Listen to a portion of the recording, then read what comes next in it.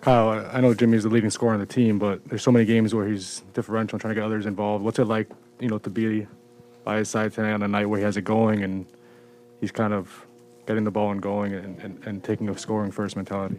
It's fun. I mean, honestly, won the game for us tonight. It's a team game, but his effort on both ends was spectacular. 45 points in a playoff game and a game two that we felt was a must-win for us. That's big-time basketball. That's a big-time basketball player. One of the best two-way players in the game. So you gotta, tip your hat to what he did, and we found a way to win the game.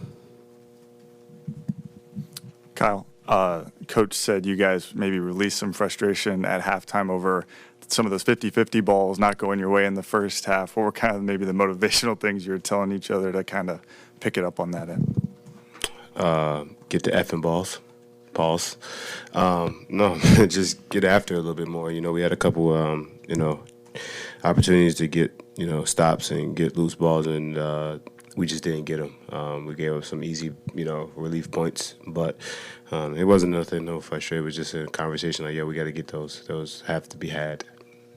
Kyle, you've spoken very positively of Gabe all season long since you came in, and obviously you guys have played a little bit together this season, but did a lot tonight. What did you like about Gabe's game from sort of the minute that you came to Miami? Just his defense on Trae. And listen, you're not going to stop Trae.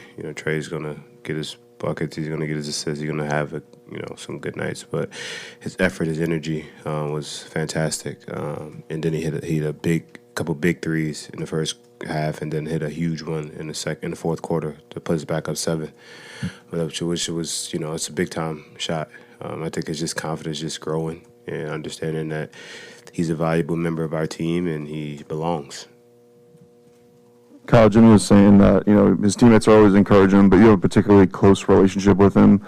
Going to the playoffs, were there any conversations that you had with him that maybe you needed even more offensive punch from him going into this? No, I think he's been offensively aggressive all year. I think so. He's had a couple games when I wasn't playing, he was, more facilitating. But I think this time of the year, he has to go get buckets and be Jimmy buckets, to be honest with you. So there's no conversation needed to be had with a guy like him. He knows what he's doing. He understands how to play basketball. He understands his spots. Him making threes changes his game to another level also. Kyle, you're halfway to 4, obviously, but you've just taken care of the 2 at home. How do you keep that edge going up there, even with a 2-0 lead? That's all we did was take care of home. Playoffs, they say don't start till you win one on the road. And we understand that they're going to play better at home. They're going to be more excited. They're going to be more energetic at home. But we just got to stay patient, stay poised, understand that, we know what we need to do, stick with the game plan, and, just go out there and do our job.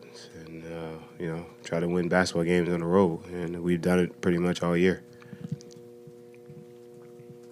Kyle, when you're in an organization like the Heat that aspire to win championships perennially, and you make a commitment like they did in the summer of 2019 to Jimmy, they had to have the conversation that, can this guy be the best player on a championship team?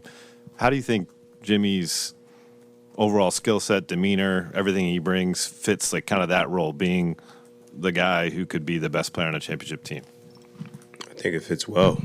I think you have to have that dark side, and the kind of that demeanor that you need to push other people to be better. But you also got to have the talent and the work ethic to do it. Right? You can talk about it, but if you're not about it and you don't show it, it's a difference. And he shows it. He shows it when he plays. He shows it when he comes to work. He's always here. He's on time. He's ready to do his thing. He's ready to go out there and go to battle. And to have a guy like Jimmy, he can play defense. He can play offense.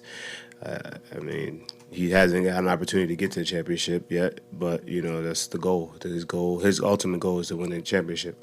And I think he will do whatever it takes and be whoever the type of player he needs to be to get that. Kyle, it's been kind of a running thing this year with Jimmy saying you guys are telling him to shoot more threes. Why do you think he has chosen, and it's been happening for a couple weeks now, but why do you think he's shooting more threes now? It's time. we need that spacing. He's stepping his game up. He's still, kind of evolving. Showing a different side of the game. It's hard to game plan for a guy that can shoot threes, get to the basket, make that dumbass hat off. You live in Miami, bro. It's kind of hard to game plan for a guy that wears short shorts and drinks big face coffee and can't score on me. So it's hard to game plan for that. All right, Kyle, thank you. Oh, thank you. Jim, what kind of shoes you got? Yo, he got on Uggs, people. Barista. Tomorrow's the real game time. For real.